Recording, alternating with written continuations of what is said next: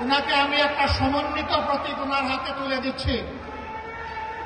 বাকিদের হাতে দিব দাড়ি পাল্লা, ওনার হাতে পাল্লা কলি।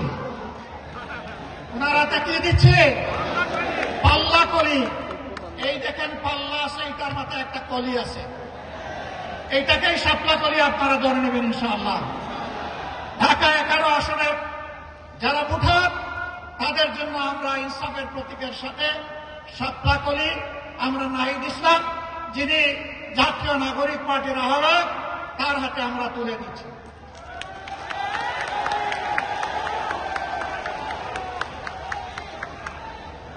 এটি ঢাকা 11 আসন, এবার ঢাকা 12 আসন।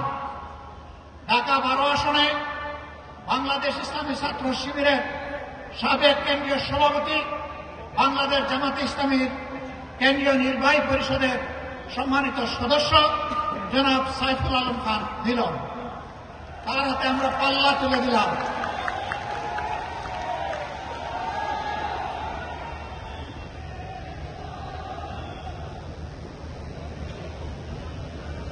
এরপরে হাসিনার সৃষ্ট দুনিয়ার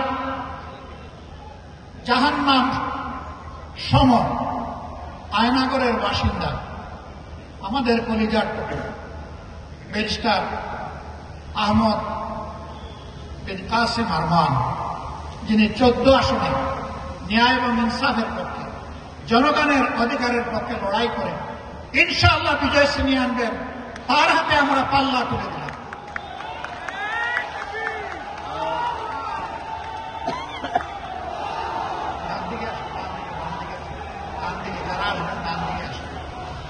পরে পার্শ্ববর্তী আসন ঢাকা 16 আসনে সেনাবাহিনীর সাবেক একজন কর্মকর্তা কর্নেল জনাব আব্দুল বাতিল সাহেবের হাতে আমরা ইনসাফের প্রতীক দাড়ি পাল্লা তুলে দিচ্ছি।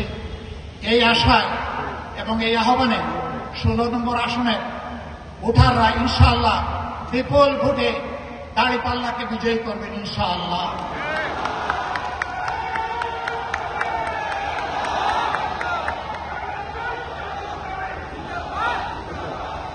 17 আসনে একজন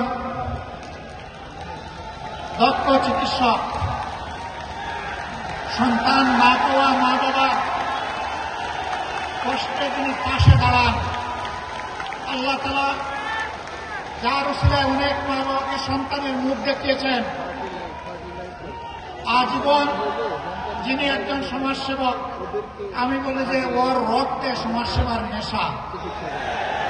আমরা সেই সফল চিকিৎসক খালেদুজ্জামানের হাতে এবার তিনি ঢাকা 17 আসন থেকে লড়ে ইনশাআল্লাহ বিজয় ছিনিয়ে আনবেন, তার হাতে আমরা পাল্লা। আলহামদুলিল্লাহ।